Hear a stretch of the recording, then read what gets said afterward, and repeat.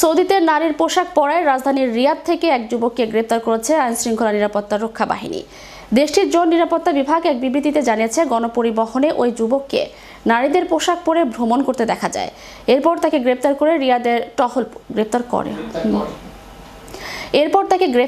রিয়াদের টহল পুলিশ। ওই যুবকের একটি ভিডিও সামাজিক যোগাযোগ মাধ্যমে ভাইরাল হচ্ছে। এতে দেখা যাচ্ছে তিনি নারীদের পোশাক পরে ট্রেনে করে যাচ্ছেন। এরপরই তার বিরুদ্ধে ব্যবস্থা নেয় আইনশৃঙ্খলা রক্ষাকারী বাহিনীর সদস্যরা। এক লিঙ্গের হয়ে অন্য লিঙ্গের পোশাক পরে বাইরে বের হলে সৌদিতে 3 বছরের কারাদণ্ডের বিধান রয়েছে। দেশটিতে পুরুষ হয়ে নারীদের পোশাক পরা একটি আইনত দণ্ডনীয় অপরাধ বলে গণ্য হয়।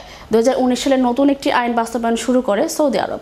ওই সময় থেকে কারো কর্মকাণ্ড যদি সাধারণ মানুষের জন্য ঝুঁকি মনে হয়, তাহলে উক্ত ব্যক্তির বিরুদ্ধে অর্থ ও কারাদণ্ড দেওয়া শুরু হয়।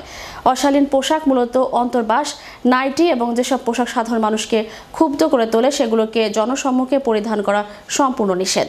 উল্লেখ্য, এছাড়া ওই আইনে অনুপযুক্ত পোশাক পরা, প্রকাশ্যে নৈতিকতা বিরোধী কাজ করা এবং আবাসিক এলাকায় জোরে গান বাজানো নিষিদ্ধ করা হয়।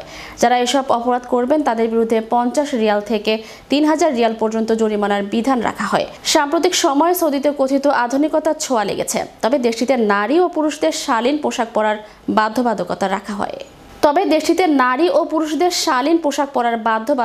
এখনো রয়েছে।